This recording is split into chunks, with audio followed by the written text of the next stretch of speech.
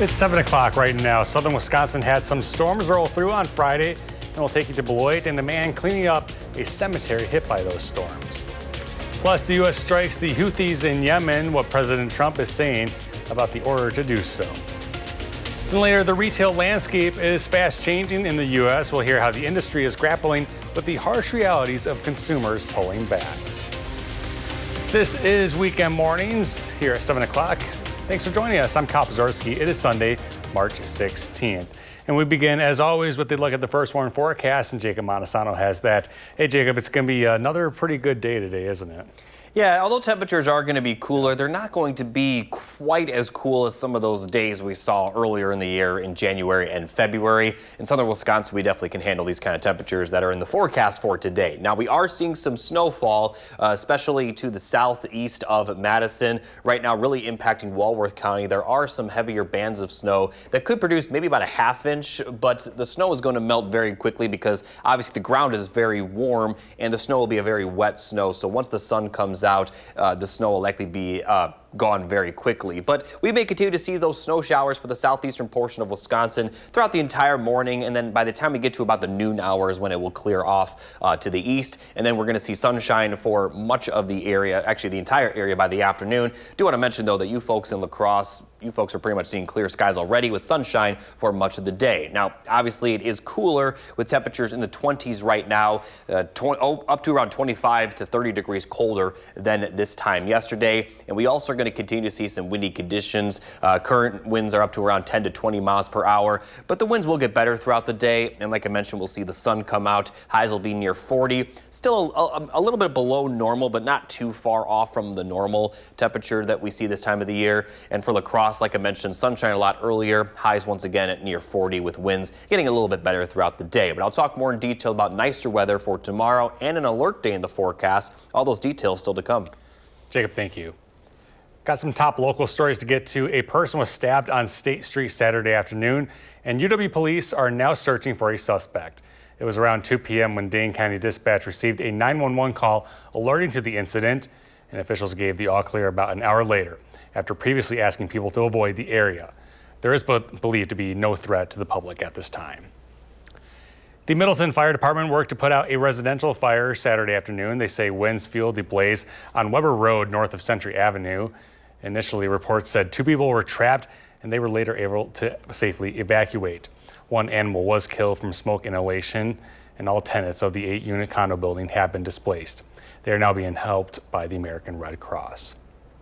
Next, to continuing coverage, our tenacious Shaw is following up on Friday night's storms in Beloit, catching up with a man that says the damage really hits close to home. Well, I wouldn't quite expect it as much as behind us right now. Storms rolled through Wisconsin Friday night into early Saturday morning. Hours after the severe weather, Lamar Pulliam dedicated his Saturday to visit his late mother at East Lawn Cemetery in Beloit. When I came out to check my mom's grave, because this is a pretty big tree here, and I had heard that quite a few had fallen, so I thought maybe 1 or 2. It's quite a bit more. Here you can see a broken tree branch over some headstones. Then just a few feet away, you can see another one.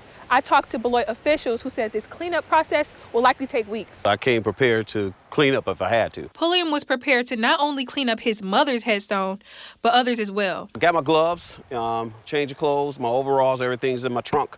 So I brought that just in case I had to go to work. His mother died 12 years ago from dementia and Alzheimer's. He said his mom, Jessie Pulliam, instilled all 14 of her kids with selflessness. So she would be proud. My life kind of reflects what I saw growing up with her. She was helping all the time. So this to me is just what I do. It's what we should be doing for each other. It's kind of the way I look at it. Reporting in Beloit, Tanasia Shaw, News 3 Now. Tanasia, thank you. Elsewhere, the severe weather this weekend has caused at least 32 people to lose their lives. Over the past 2 days, the storms tore through parts of the South and Midwest. Some of the initial storm deaths were reported Friday night in Missouri. And meanwhile, Mississippi's governor announced Saturday that 6 people died in 3 counties and 3 more went missing late last night as storms moved further east into Alabama. Several states are now under state of emergency orders. And one of the hardest hit areas from these storms is Villa Ridge, Missouri, and it's where CBS News correspondent Jason Allen is. He's speaking with people impacted. Violent tornadoes spawned from an enormous storm system touched down in at least 7 states Friday night into Saturday. Oh my God! Near St. Louis, Missouri, the storms arrived in the dark, illuminated by lightning strikes. I had glass flying everywhere into my face and my arms and everything. Dan Lawnstrom took cover inside the cab of his tractor trailer in this community west of St. Louis. His truck slammed by another truck, pushed over by the high winds. He watched as the twister blew apart a nearby gas station and restaurant. And, there's tons of people up in the store that were just running around crying and screaming, and it was pretty scary. Families in a nearby neighborhood ran for their basements. Joy Asdu and her children came back upstairs to find the entire second floor of their home gone.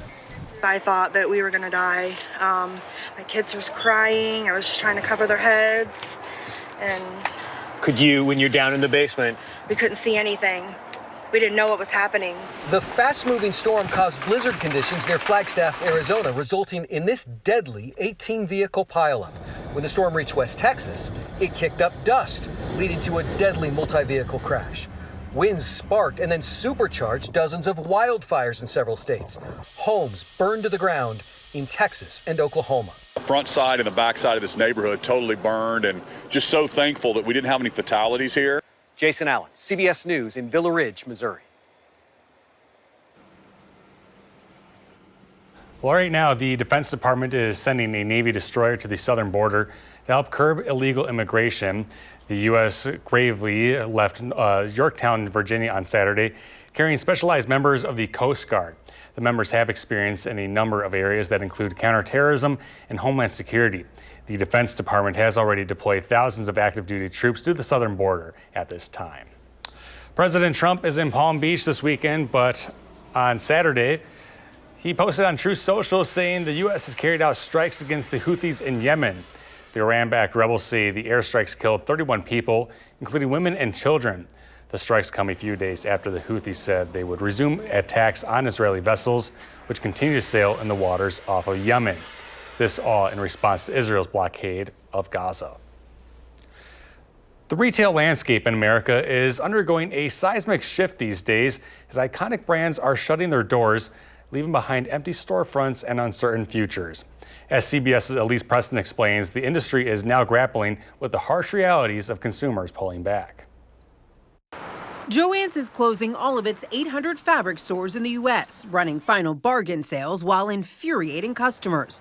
The bankrupt retailer refuses to accept its own gift cards, making them worthless, despite going out of business sales expected to run for weeks. Even the oldest company in North America is in crisis. After surviving 355 years of change, Canada's Hudson Bay Company can't pay its debts, can't find financing, and this weekend is considering closing all its stores. It's not alone. Macy's is closing 66 more stores, Walgreens 500, and Denny's done with 178 of its diners. The pandemic, a boon for businesses online, hurt foot traffic. Inflation then tightening people's wallets. USA Today's Money and Consumer editor, Sharice Jones. It's very important that people spend to kind of keep businesses running, to keep people in the workforce. How big of a deal is consumer sentiment? It's huge. When consumers are nervous, that makes Wall Street nervous. But a surprising comeback for Barnes & Noble, now writing its own success story. Every shelf, there are discoveries. The book-selling giant is seeing record sales, 92% of those happening in stores, according to CEO James Daunt. At the moment, retail is all about the experience. The company plans to open at least 60 more stores in 2025. 5 years ago, it was just 3. Dawn attributes the company's new chapter to making stores more inviting for customers. What changes have you implemented since you've been CEO? In 2019, the business was in big trouble. COVID wasn't helpful either. When we had to close because of COVID, we didn't lay off our people or furlough them. We kept them in the stores with the lights on and told them to sort out their stores, make it attractive so that when we reopened, we actually had different stores, much more vibrant stores. A very different story here. When Joann closes its stores nationwide, 19,000 will be out of work. Elise Preston, CBS News, Glendale, California. Well, the Federal Trade Commission says it sent $337 million worth of refunds to consumers this past year. That's the agency you can contact if a company has scammed you. The FTC's annual report on refunds to consumers breaks down refunds by state. It also has a list of cases, nearly $100 million went to consumers who were cheated by benefit technologies for sham health plans. Pope Francis has now entered his 5th week of hospital treatment. Doctors this week are saying the 88-year-old pontiff is no longer in critical, life-threatening condition, but have continued to emphasize that his condition remains complex due to his age. The Vatican reports Francis is also looking ahead as he continues work on a signature priority of his papacy. Working from the Gemelli Hospital, Francis has approved a 3-year implementation and evaluation process for his reform project that aims to make the church a more welcoming and responsive place. It is now 7:10, still ahead. Got to look around Wisconsin how several schools in Milwaukee could be closing this week. Plus, Jacob has a full check of the first warn forecast when we return on Weekend Mornings.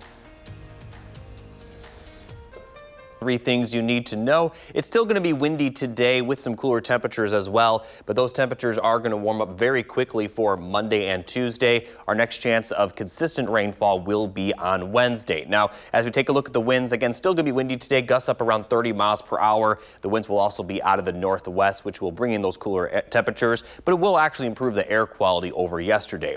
They're going to calm down overnight, but then pick back up, especially for the morning into the early afternoon for Monday, as we're going to see gusts up around 35 to possibly 40 miles per hour, but it doesn't look like it'll be quite as windy as yesterday. Now, they're also going to calm down a little bit overnight, and the difference tomorrow compared to today is the winds will be out of the south, so we're going to be seeing high temperatures back in the 50s for tomorrow, and then in the 60s by the time we get to Tuesday. We're also going to see a good amount of sunshine, especially for those afternoon hours today, tomorrow, and Tuesday. So overall, just some windy weather with temperatures continuing to increase. Now, for Wednesday, that's when we're going to see our next system with more consistent temperatures by next weekend, but that system is expected to bring plenty of rainfall and some snow and some very windy weather, even stronger than the winds we're seeing right now. And because of that, we do have an alert day in the forecast, mainly for Wednesday into Wednesday night. So timing out this system, it'll really move into the area Wednesday morning, and we're going to see consistent rainfall for southern Wisconsin throughout the day. But areas further northwest, those of you tuning in from La Crosse to Eau Claire,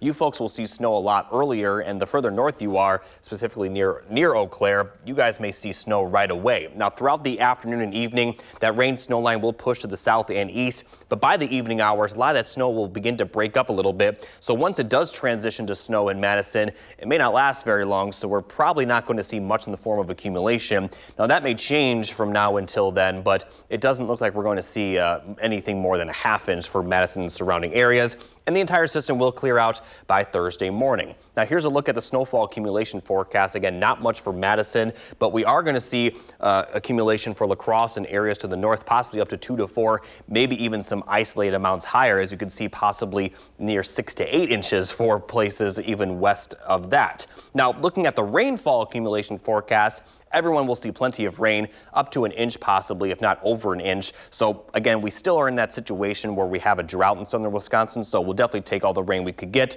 And even if we don't see a lot of snowfall accumulation, it looks like we'll see a lot of rainfall. We also will be very windy again, especially Wednesday evening into Wednesday night, where gusts, could be up to around 45 to 50 miles per hour. So again, going to see some active weather during that time frame, but beyond that, it isn't looking too crazy this week, other than the fact that the temperatures will be kind of up and down for the next couple of days. More consistent temperatures are in the forecast for next weekend and early next week, but overall, outside that rainfall, there's no consistent chance of precipitation. Could see some more by beginning of next week, but a lot can change between now and then.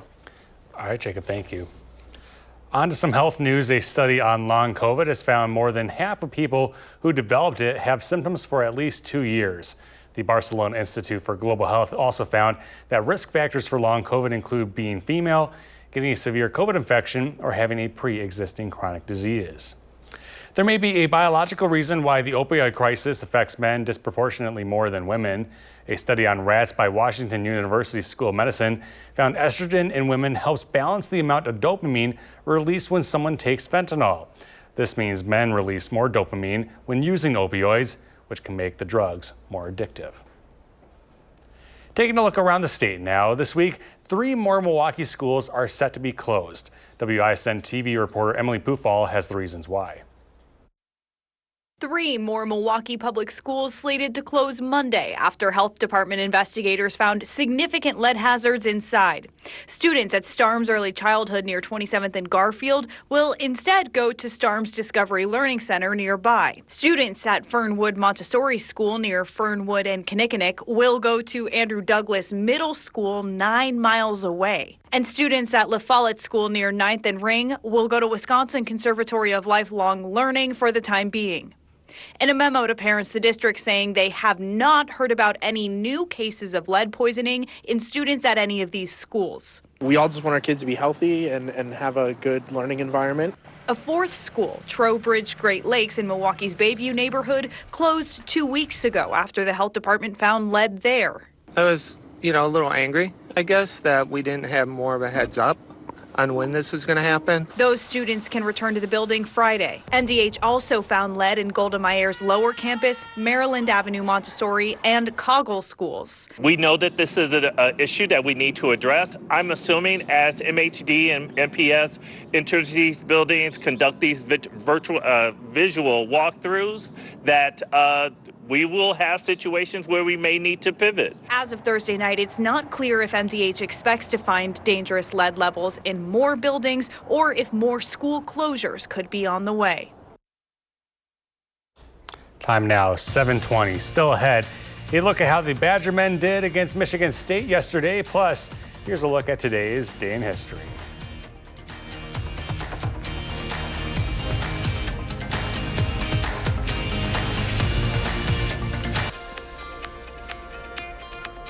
Well, as we take a look at the temperature forecast for today, highs are going to be at near 40. So although they're not going to be bitterly cold, they're definitely going to be colder compared to the last couple days. We also will see plenty of sunshine throughout the afternoon, and the winds are going to get better throughout the day as well. And then tomorrow, highs will be in the 50s, could be seeing highs in the lower 60s for southwestern Wisconsin and really all areas near the Mississippi River. And from there, temperatures will continue to warm up for Tuesday. We're going to have highs in the middle 60s, cooling down for Wednesday and Thursday with that system moving through, but then they're going to warm up to the upper 40s, lower 50s, and these temperatures for next weekend are a lot closer to normal than what we kind of have seen the last couple of days, where average highs will be near 50 by the end of this week towards next week, and it looks like that's going to be the case as we head towards the end of the month. But again, I mean, near average temperatures are now pretty close to, upper 40s, lower 50s by this time frame. So temperatures overall not going to be too bad, but it's maybe not going to be quite the 70s that we saw this past Friday.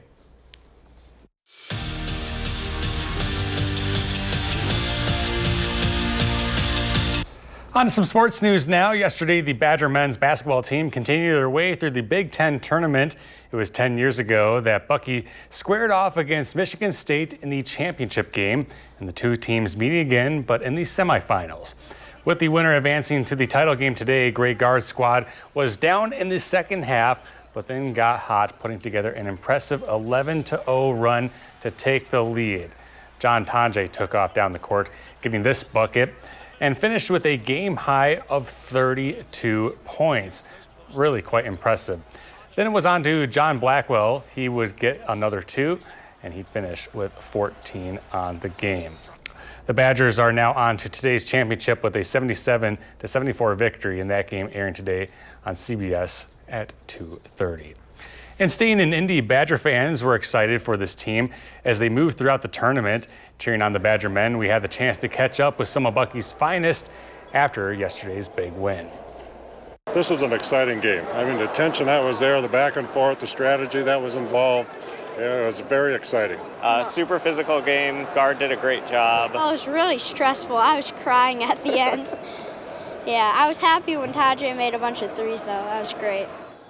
And again, the Badgers will now take on Michigan in the Big Ten Championship today at 2:30 right here on CBS. And while the Badgers were in Indy, the Bucks welcome in the Pacers Saturday, getting a Milwaukee victory to seal the season series. The Bucks held an 8-point lead after the first quarter and built a 19-point lead with more than 9 minutes left to play in the half. But the Pacers, they would storm back and cut the Bucks lead to 5 going into halftime. But later on in the third, Giannis and company, well, they worked to come back, leading by 18 points, and that was too much for the Pacers to catch up to. Milwaukee wins it 126-119. Giannis had a game-high 34 points and 10 rebounds. Still ahead here on Weekend Mornings, you got to look at today's top headlines coming up at 7:30. Stick with us. Right now at 7:30, astronauts arrive at the International Space Station, paving way to bring home several others after a months-long stay. Plus, the U.S. strikes the Houthis in Yemen, what President Trump is saying about this latest order. This is Weekend Mornings, and once again, we thank you for joining us. I'm Kyle Pazorski. It's Sunday, March 16th. And let's start with a look at the first warm forecast. Jacob, things are going to be pretty good today, just a little bit colder than what we have been seeing, right? Yeah, the temperatures today, obviously, when you have highs in the 70s, it's going to eventually get colder, especially if those temperatures are in March, I should point out. But the highs today, you know, you look at them and you're like, oh, that's not too bad for southern Wisconsin. It's just obviously not going to be quite as bad as what it was, or not quite as warm, I should say, as it was Friday or even yesterday. Now, we also are seeing some snowfall right now, especially to the southeast of Madison in Walworth County, seeing some heavier bands of snow, most of that to the east of Janesville, at least most of that heavy snow. Again, we're not expecting to see much accumulation, but some of these heavier bands could produce maybe up to an inch at most, and this is mostly going to be to the east of Madison and also mostly to the east of Janesville as well. This is going to continue throughout the morning, clearing out of Milwaukee by around the noon hour, and then we're going to see plenty of sunshine for later in the day, and even this snow will melt once that sun comes out because the ground is very warm and the snow will be a very wet snow. Now, temperatures obviously on the cooler side, 20s across the board. Compared to this time yesterday, they're up near 25 to 30 degrees colder, but that's actually more indicative of how warm it was yesterday. These temperatures this morning not too far off from what we normally see, and that's going to be the case throughout the entire day as well. It is going to be a bit windy today still. Maybe not quite as windy as yesterday, but sustained winds right now between 10 to 20 miles per hour, and they are going to get better throughout the day with highs near 40. And again, plenty of sunshine by the later afternoon hours, and it is going to get even better for Monday and Tuesday. I'll talk about that coming up in just a little bit. All right, Jacob, thank you. Some stories we are following. A SpaceX capsule carrying 4 astronauts has now arrived in dock with the International Space Station. The new crew pulled up early this morning, just 29 hours after blasting off from Florida. The 4 newcomers will now spend the next few days learning the station's in and outs from Butch Wilmore and Sonny Williams. Then it will be time for those 2 to end their 9-month stay and head on home. They expected to be gone just a week when they launched on Boeing's first astronaut flight last June. The Starliner capsule had so many issues, however, that NASA insisted to come back empty. Wilmore and Williams will come back via SpaceX. President Trump is in Palm Beach this weekend, but on Saturday, he posted a Truth Social saying the U.S. has carried out strikes against the Houthis in Yemen. The Iran-backed rebels say the airstrikes have so far killed 31 people, including women and children. The strikes come just a few days after the Houthis said they would resume attacks on Israeli vessels which continue to sail in the waters off of Yemen, and this all in response to Israel's blockade on Gaza. People in southern Wisconsin spent part of Saturday cleaning up after Friday night's storms. In Beloit, one man says this storm hits a little close to home for him. That's because a cemetery where his mother was buried had some trees toppled in the storms. Yesterday, he worked not only to clean up his mother's site, but also others around hers. Got my gloves, change of clothes, my overalls, everything's in my trunk, you know, so she would be proud, you know. My life kind of reflects what I saw growing up with her. Pulliam further says this is just part of how he hopes to honor his late mother. And elsewhere across the country, at least 32 people are dead following an outbreak of deadly tornadoes. Over the past 2 days, the storms tore through parts of the Midwest and South, with some initial storm deaths being reported Friday night in Missouri. Meanwhile, Mississippi's governor announced Saturday that 6 people died in 3 counties and 3 more were missing late last night as storms moved further east into Alabama. Several governors have issued state of emergency orders. It is 7:33, still ahead. If you are not used to the time change just yet, you're not alone. Our Kyron Lee will sit down with a conversation on how to adjust. Stick with us. This is Weekend Mornings.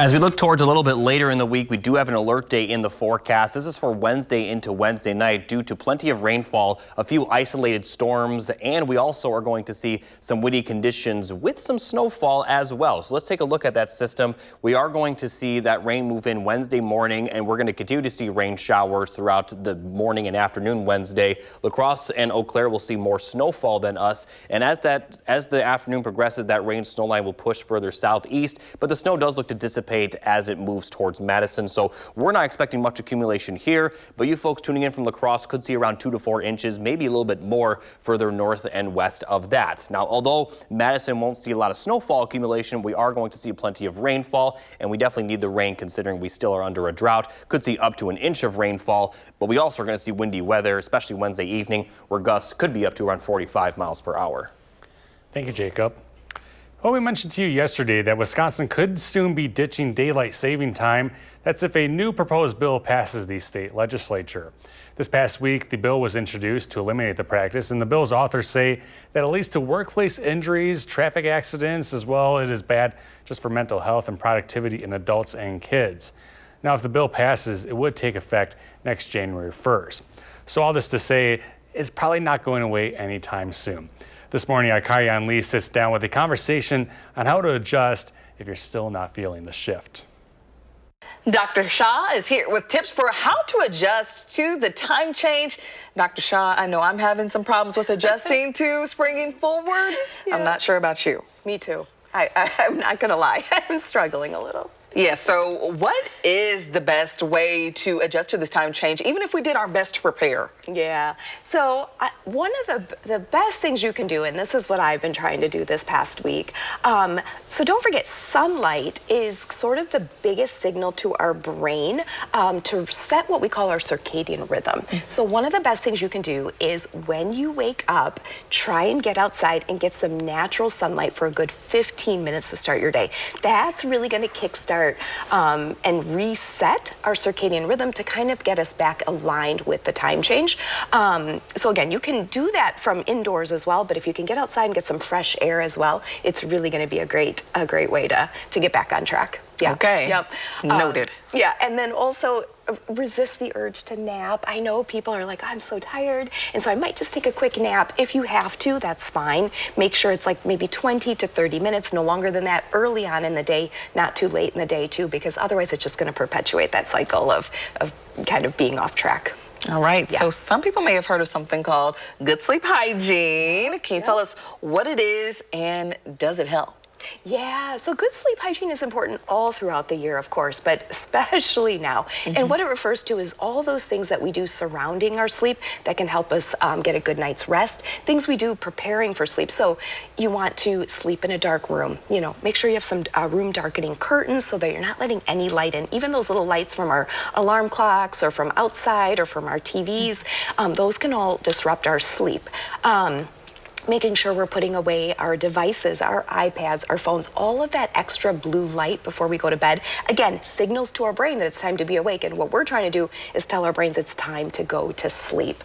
So putting away all those devices, just making sure you've got the room is clean, you're not exercising or having too much alcohol before bed. These things all disrupt our sleep hygiene as well. So that's kind of what we talk about when we're talking about sleep hygiene. Good sleep hygiene. Yes. And so on top of good sleep hygiene, why is it so important to get a good, consistent night of rest? Yeah, so sleep is where our brain regenerates and just re-energizes us. So we really need good sleep if we want to be able to focus, concentrate during the day. It really just kind of helps with our focus, our creativity during the day. But also there's new research that when we sleep, we're clearing out a lot of the garbage from the day from our brains, which is really important and can even potentially help prevent dementia as we get older. So sleep is more than just feeling rested. It's really just for our overall body and how we function and for our health that it's really important that we get good quality and good quantity of sleep. All right, Yeah. all good things to take in here. Get that good night's rest. Yeah. I know I struggle with that department, but I am going to do better in the new year. All right. Well, Dr. Shah, thank you so much for joining us. Yeah, thanks for having me. And it is now 7:42. Still ahead, Zach is back with a look at how the Badgers did in Saturday's matchup with Michigan State. Plus, Jacob has another full check of the first warn forecast. This is Weekend Mornings.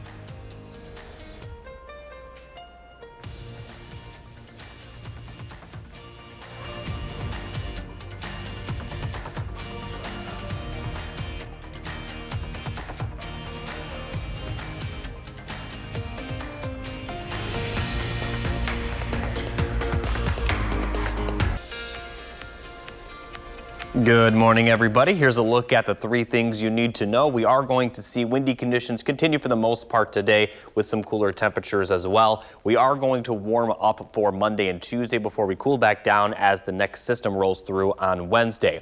Now, I do want to mention that the air quality for today is looking a lot better. Those northwesterly winds are helping push all that smoke and dust out of the area. So overall air quality, as I mentioned, a lot better. Looking at the wind gust forecast, we are going to see them up to around 30 miles per hour during the morning into the early afternoon. They are going to get better by the time we get to the evening, and then a lot better by the overnight hours. But then they are going to pick back up as we head towards Wednesday.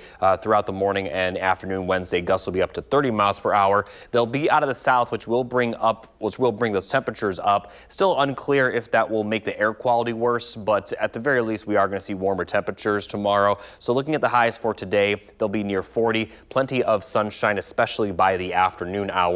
And then for tomorrow, we may see a little bit more cloud cover in the afternoon, but temperatures are going to be in the 50s. Excuse me. We are going to see highs possibly near 60 as you get closer to the Mississippi River. Now from there, temperatures will continue warming up for Tuesday, but as you can see, they're going to drop as that system rolls through for Wednesday, Thursday. Kind of leveling out for the weekend, though, as highs look to be back in the 50s. But we have an alert date in the forecast for that rain because we're not just going to see heavy rain. We could see some snow and very windy weather, mainly Wednesday into Wednesday night. So looking at that forecast one last time, we are going to see the rain move in kind of Wednesday morning, but especially by the late or kind of middle to late morning is when the entire area looks to see the rain begin. And those of you in La Crosse and Eau Claire may see snow right away, but especially going to see snow much earlier than southern Wisconsin will. As that rain transitions to snow in southern Wisconsin, that's also when it looks to kind of break up a little bit. So right now we aren't expecting too much snowfall accumulation for southern Wisconsin, but that forecast could definitely change as the storm gets closer. It does look to completely clear out by Thursday morning. Beyond that, we're not looking at much precipitation this week. We'll be dry until then for sure, and we are looking dry by Thursday morning and through the weekend. Maybe some light precipitation throughout the weekend, but otherwise fairly dry as temperatures do look to warm up into the 50s. Early next week, we have a little bit of a better chance of precipitation on Monday, but obviously that's pretty far out. A lot can change between now and then. So to recap the forecast, cool today, a little windy, windier tomorrow, but the temperatures will be warmer. And then the temperatures continuing to warm up for Tuesday. Alert day Wednesday for rain, snow, and wind with cooler temperatures for Thursday, warming a little bit back up for the weekend.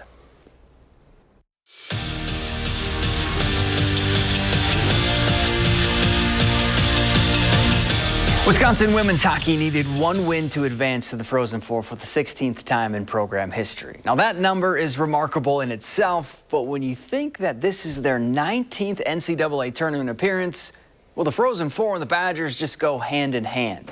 Standing in their way for trip number 16, Clarkson. The Golden Knights led 1-0 after one, and then the Badgers answered in the second. Casey O'Brien finds Ava Murphy, and her one-timer put the Badgers on the board with the equalizer. But it wouldn't stay tied for long. A couple minutes later, Kelly Gorbatenko dekes, dangles, and then goes top shelf where mama keeps those cookies. The Badgers are headed back to the Frozen Four with a 4-1 win. This is definitely the hardest game to win to get there, and it's not just given to anyone. So you got to work to get to this spot, and I'm excited for our group. I feel like we're in a great spot, and everyone's so excited and on the same page. So this, hopefully this momentum will carry over to next weekend. I kind of blacked out for a little bit just because I was so excited, but just kind of soaking that moment in, and then when the buzzer goes, just kind of running to celebrate with my teammates, and it was a hard-fought win, and I'm just excited to be part of it. 10 years ago to the date on Saturday, Wisconsin squared off against Michigan State in the Big Ten Tournament Championship game. Remember, the Badgers went on to win it in overtime and then made a Final Four run. Well, the same two teams met Saturday, but this time in the semifinals with the winner advancing to the championship game. Greg Gard's squad down in the second half, but then got hot. Carter Gilmore takes it straight down State Street and rocks the rim. That was part of an 11-0 run to take the lead. And then the Johns just took over. First, it's Tanjay with a little step-back triple jack. He finished with a game-high 32. And then it was Blackwell's turn. He takes it to the cup for 2+1. 14 points from him, and the Badgers are on to the championship game with a 77-74 win. Andrew Banster was there for it all and has more on Wisconsin's theme of the week. They're calling it the Revenge Tour. For as good as Wisconsin was this season, they went 0-4 against the best 4 teams in the conference. But this weekend, they proved that they are legit. Knocking off UCLA yesterday and beating top-seeded Michigan State today, punched their ticket back to the Big Ten title game. It's blocked! Gilmore! Carter Gilmore gets it!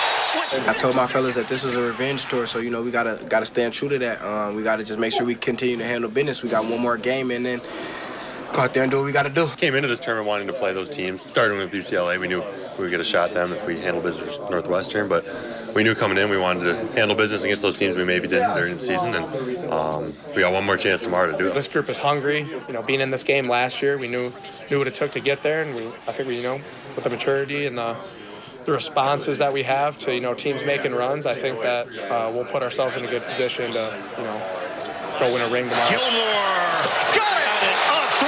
As Kamari McGee told me, we'll enjoy this one for a bit, but the job is not finished. We didn't come here to make it to Sunday. We came here to win on Sunday. At Gamebridge Fieldhouse, Andrew Banstra, News 3 Sports. And that's it for Morning Sports. Have a great day. Thank you, Zach. And still ahead on Weekend Mornings, a slang showdown. Plus, here's a look at what's to come on For the Record.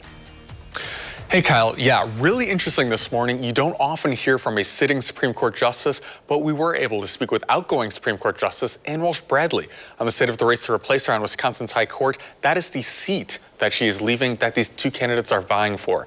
Plus, we also take a look at the money in the race and what voters should know about the constitutional. For the country's most popular regional slang terms, Dictionary.com lined up a field of 32 of the most iconic local slang from around the country and let people vote on them.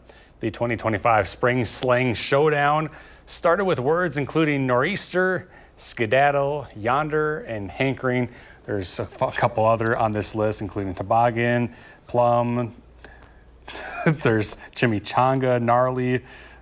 It's all just a bunch of fun. So the final round, Stoked from the West was beaten out by Y'all from the South, becoming the eventual champion. If you want to look at the full list of the words and how they fared in the competition, you can go to Dictionary.com. I didn't know there was a bracket for this type of thing, Jacob. No, it's very fitting for this time of the year. Yeah, well, I think that's why they did it. Getting in on the Selection Sunday for basketball for colleges today, right? Yeah, that is today. It's traditionally always after the Big Ten championship. So for those of you watching the Badgers later today, if you want to watch Selection Sunday, just keep us on. It's on CBS here. If anyone picked Y'all in the dictionary, then I'm gonna trust their bracket for basketball. It is funny when you asked me this just before we came back on air. Yeah, what's your favorite slang word? I was like, I don't really know. I don't really think about it. Y'all was the first one that came to my mind. Yeah. But after seeing that, I think as a meteorologist, I have to go with nor'easter because that's a weather term. Okay. So I'll say that since I saw that on the list. I think it made the final four of that bracket. Yeah, it did. All right, let's get a final check of the forecast. Yeah, it's going to be cooler today. Sunshine by the afternoon, though, so that's the good news. Still a little bit breezy. Breezy again for Monday, but warmer. 50s in the forecast, then 60s Tuesday. Wednesday, we are going to see some rain for much of the day. Some of that rain will transition to snow. You folks further northwest may see more snow than rain, and the further southeast you're located, the more rain you will see. Cooler temperatures after that, and then we are going to see temperatures warm up a little bit for the weekend. Highs look to be in the 50s, and those lower 50s are actually fairly close to normal for this time of year by the time we get there.